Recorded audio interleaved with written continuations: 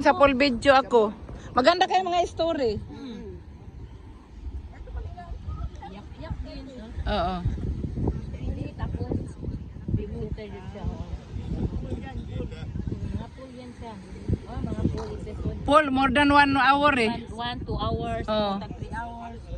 Yun ang maganda. Piliin mo lang doon. Yung dadaan-daan sa ano ko Ay kasi. hindi, mayroong full. Ayun ang pinanood ko. Maganda yung mga story nila eh.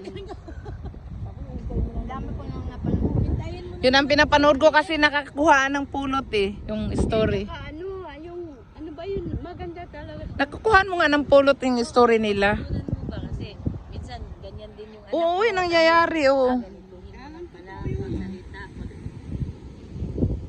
Mga open-minded na. Uy, open-minded na ngayon no.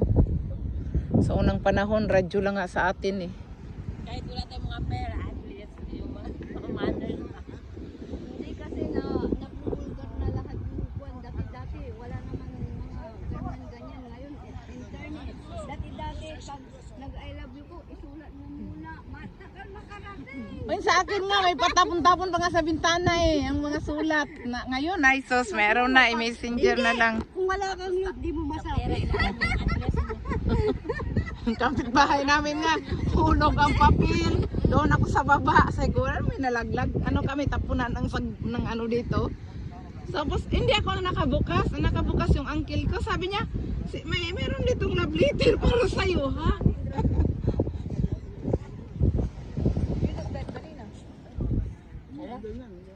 Yung mata... Pinintay tayo? Hindi ah. Kumain ako kanina yung kay Jen. Ah, di maglakad lang tayo. Bakit kung mag-ano?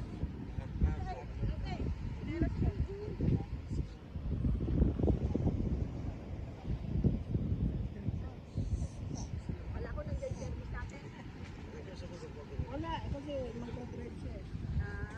Sabi ko, huwag ka na pumunta.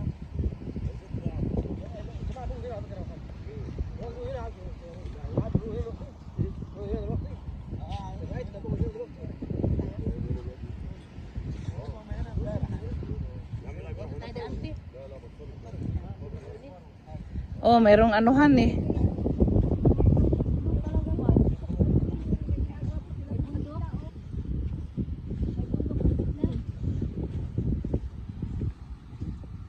Wala na yung tulay dyan.